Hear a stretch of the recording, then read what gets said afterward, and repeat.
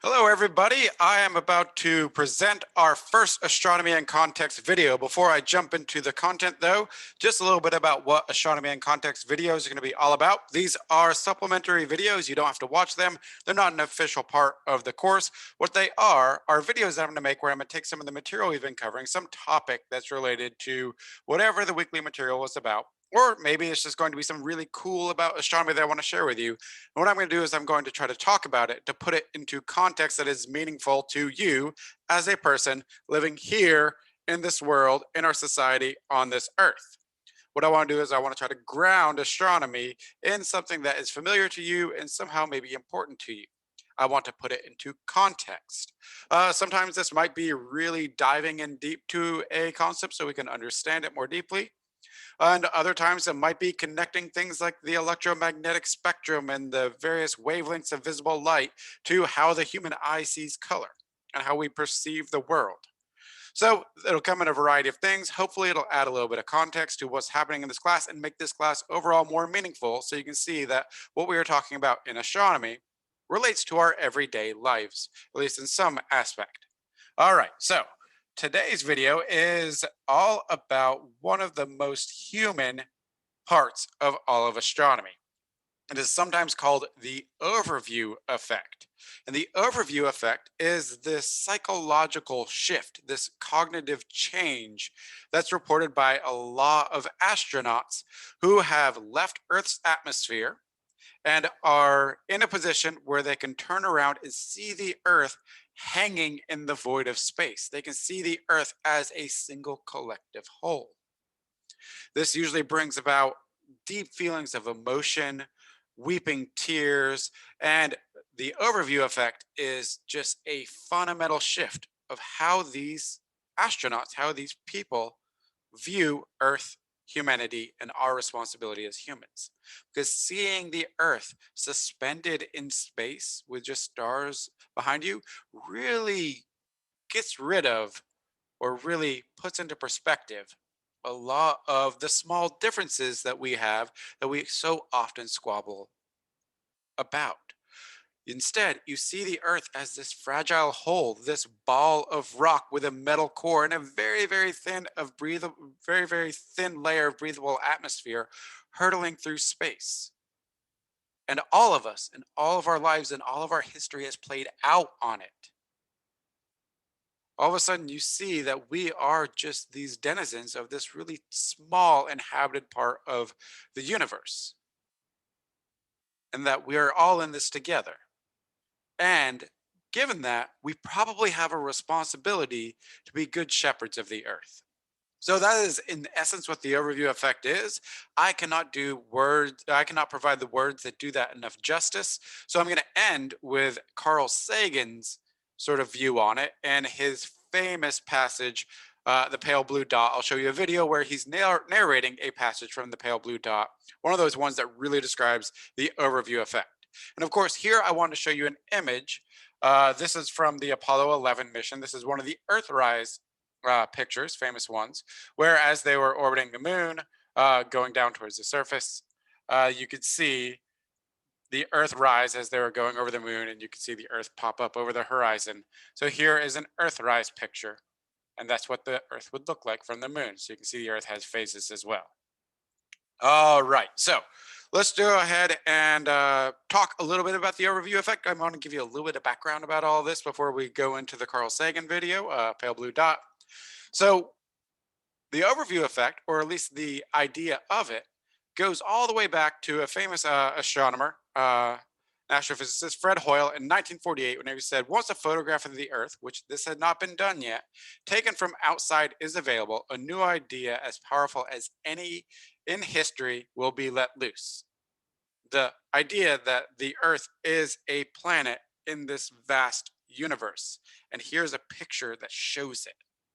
A picture with everybody, or at least on the side of the Earth that's facing the camera, is in. So I'm going to, whenever I release this, I'm going to attach this paper. This is one of the more recent papers that I could find about it from a journal in psychology. It's from 2016, Yaden et al. 2016. It is called The Overview Effect, Awe and Self-Transcendent Experience in Spaceflight So if you want to learn more about this, ignore the typo right there, then I will make this paper available to you and you can go through it. But they basically categorize what's going on with the overview effect into a few prominent aspects. And this is all from reports of astronaut experiences and then going through like just quotes and statements and video records of them talking about the experiences and then trying to do some coding of the language and then bring some psychological theories that are available in the field of psychology, bring to bear against that so you can put together what perhaps this overview effect really entails, what's actually happening in the human mind, are there fundamental shifts. So some of the prominent aspects of this is an appreciation and perception of beauty, unexpected, even overwhelming emotion, and an increased sense of connection to other people and the earth as a whole. So that is sort of a scientific definition of what we're talking about with the overview effect, but let's actually take a look at some quotes that, or these are the quotes where a lot of this study was using quotes like this to actually come up and describe it. So let's actually look at the words of people who have actually experienced the overview effect. And I'll just go ahead and I'll read through these. We'll start with NASA astronaut Alan Shepard. You've probably heard of that one. If somebody said before the flight, "Are you going to get carried away looking at the Earth from the moon?" I would have say, "No, no way." But when I first looked back at the Earth standing on the moon, I cried. All right, German cosmonaut Sigmund Jähn. John? Before I flew, I was already aware how small and vulnerable our planet is, but only when I saw it from space in all of its ineffable beauty and fragility did I realize that humankind's most urgent task is to cherish and preserve it for future generations. Now, astronaut Gene Cernan, you say to yourself, that's humanity, love, feeling, and thought. You don't see the barriers of color and religion and politics that divide this world. Again, these are all one of the astronauts are reflecting on those first moments where they're able to look back and see the Earth as a part of space. So you can see the entirety of the Earth. You can see that it has atmosphere. You can see the space behind it. Astronaut Sally Ride, one of my personal heroes. When you can feel that close to something you're used to seeing from, sorry about the typo, this great distance, well, it changes a person. It's starting to get towards the you actually are fundamentally changed, and these astronauts do report that they felt like they were fundamentally different people, more empathetic people, pre and post viewing the Earth from afar. And now from Nicole Stott, two quotes from her. I was really almost immediately struck with a sobering contradiction between the beauty of our planet on one hand, and the unfortunate realities of life on our planet for a significant portion of its inhabitants on the other hand. And then Earth becomes a source of comfort to not just Earth becomes a source of comfort too, not just because it's beautiful or harbors life, but because somehow you feel part of something bigger, and that fills me with hope. All right, so some astronaut words. And then let's just jump in. My person that I really aspire to be like, Carl Sagan. So Carl Sagan, a famous astrophysicist, one of the best science communicators of all time, is unfortunately no longer with us. But man, we are really in desperate need for a SciComm of Carl Sagan's level. And I'm going to go ahead and play a video where it's going to be him dictating his own words from a work that he has called Pale Blue Dot. And I encourage you, if you're ever curious, you can go ahead and buy it on Amazon or wherever you like to buy books. Shop local if you can, I guess. So let's look at one of his quotes. And this is the image that inspired it. What we're looking at is an image taken by the Voyager 1 spacecraft whenever it was about 40 AU, that's 6 billion kilometers away from the Earth. It turned its camera around and took a picture of the Earth. It's that little dot right there. These are just effects on the camera due to sunlight. And what does he say about this image to start this off? That's here. That's home. That's us. On it, everyone you have ever heard of, every human being who ever lived, lived out their lives. All right, so without further ado, go ahead and take yourself a little break if you need it. Go get some popcorn. I'm going to show you about a 5-ish minute video of Carl Sagan dictating the pale blue dot. And while it goes on, there'll be some images that are meant to supplement the view or supplement the words. So I'm just going to hit play and let you enjoy.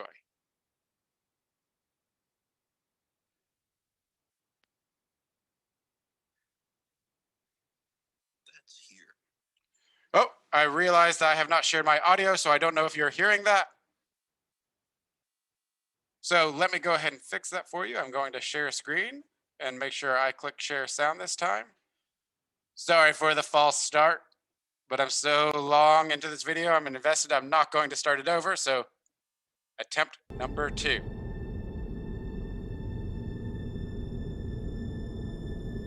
That's here. That's home. That's us.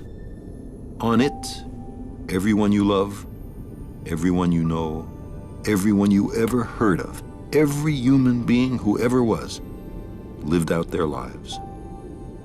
The aggregate of our joy and suffering, thousands of confident religions, ideologies, and economic doctrines, every hunter and forager, every hero and coward, every creator and destroyer of civilization, every king and peasant, every young couple in love, every mother and father, hopeful child, inventor and explorer, every teacher of morals, every corrupt politician, every superstar, every supreme leader, every saint and sinner in the history of our species lived there, on a mote of dust, suspended in a sunbeam. The Earth is a very small stage in a vast cosmic arena.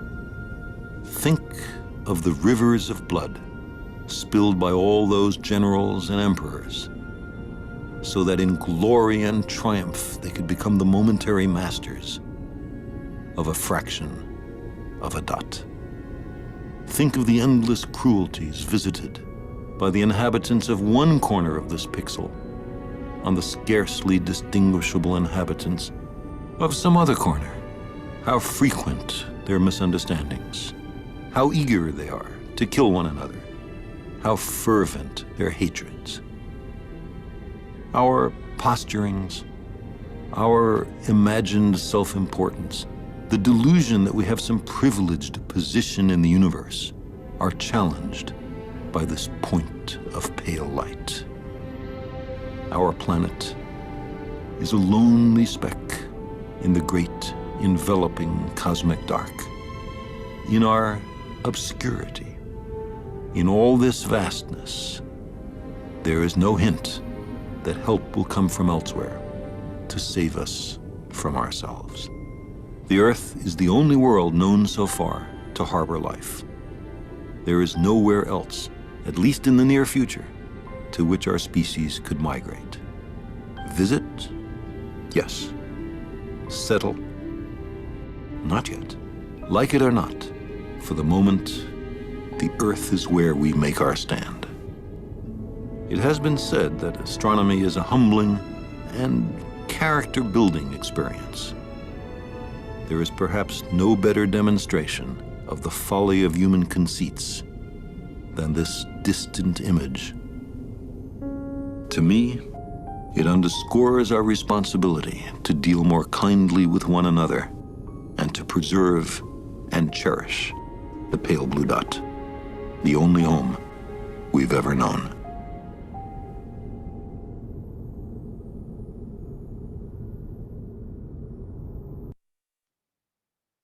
Well, I don't think you can get a better explanation of what the overview effect entails, what it might change in a person's mind, how their perspective of the world could change if you get that opportunity to see the Earth as a whole, than what Carl Sagan just said in his pale blue dot. I really, really think that astronomy is one of the most humbling of all the sciences, as Carl Sagan said. It gets us reflecting on our position in this vast universe. I hope that you can pick some of that up this semester as we go through the class. We're not always going to be talking about such deeply human things, but we are going to be talking a lot about the science of astronomy. How do we know what we know? And we will be talking about some really, really fascinating things that really get the imagination running. I hope that every week, as I'm making these astronomy and context videos, I'm going to create a longer form way to contextualize the knowledge that you're gaining in this introduction to astronomy class. I really do hope that you enjoy it, and I will see you in next week's astronomy and context video.